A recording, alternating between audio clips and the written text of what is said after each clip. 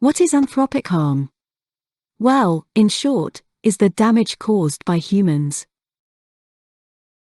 Governance has three objectives concerning human-made harm. The first is to identify the cause of the damage, the person responsible. This means to be able to establish the causal link between someone's action or omission and the harm. Once the perpetrator has been identified, the second objective is to compel the compensation or reparation of the damages. Finally, in some cases, the third goal is to punish the responsible person for the perpetrated harm. Therefore, the identification of the perpetrator, the call to repair the damages, and the punishment of the person responsible are the three main security governance objectives in the context of anthropic harm.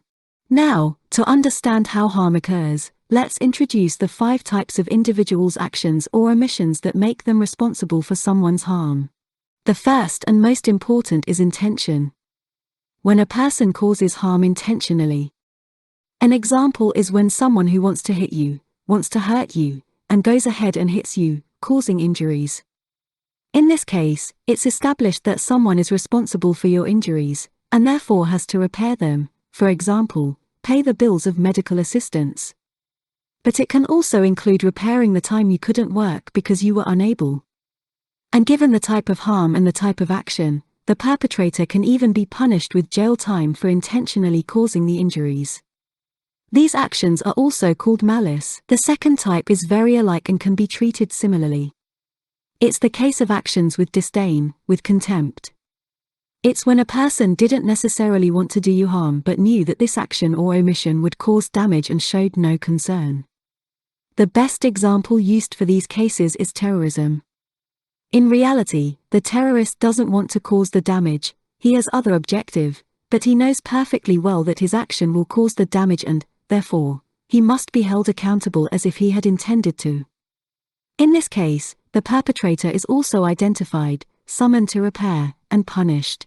The third type of human action or omission, which is less known but very frequent, is damages caused by someone's negligence, recklessness, or incompetence. This is the case, for example, of someone who doesn't know how to operate a vehicle, or drives drunk, or at an improper speed.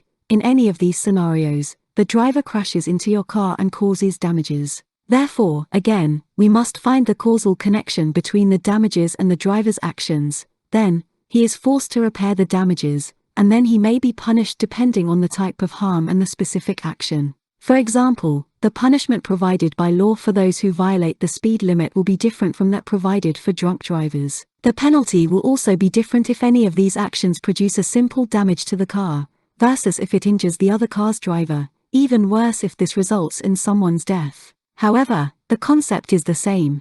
The person who performs a negligent, reckless, or inexperienced action or omission is identified. He is ordered to repair and, eventually, depending on the case, he is punished. The fourth type is a contractual liability. When the breach of a contract, of a contractual obligation, produces harm, the defaulter must compensate. Once again, the concept is the same, establishing if the damage is a consequence of the breach of contract, force reparation, and, rarely, punish. For instance, if you have a contract with a builder who must apply certain materials or techniques to a building and doesn't do it. As a result, the construction collapses, producing further damages, which can even involve personal injury. Then, the builder must repair and even respond criminally. Finally, the last type of human action or omission is known as institutional duty. In this scenario, someone has an institutional duty that doesn't fulfill, and this failure causes damage. Again, the causal relationship between the damages and the unfulfillment of the institutional duty must be established, then the person may be compelled to repair and, eventually, be punished. This is the typical case of a doctor who doesn't follow the established protocols for a particular medical intervention,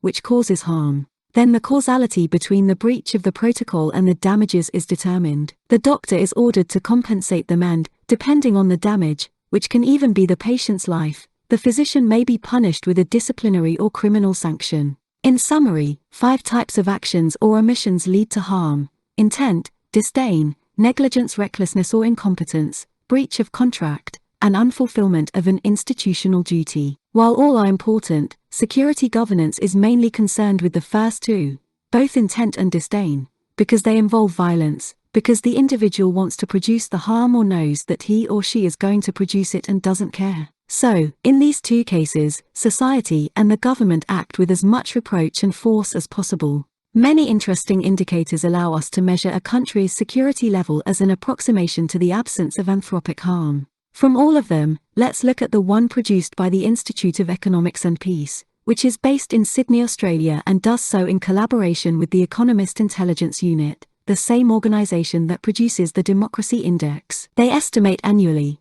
since 2008, the Peace Index. It measures the level of harmony achieved by the absence of violence or the fear of violence. They use more than 20 sub-indicators around three major themes: ongoing domestic and international conflict, level of harmony or discord within a nation, and the degree of a country's militarization. The index takes values from 0 to 5, with 5 being the greatest violence and 1 the greatest peace.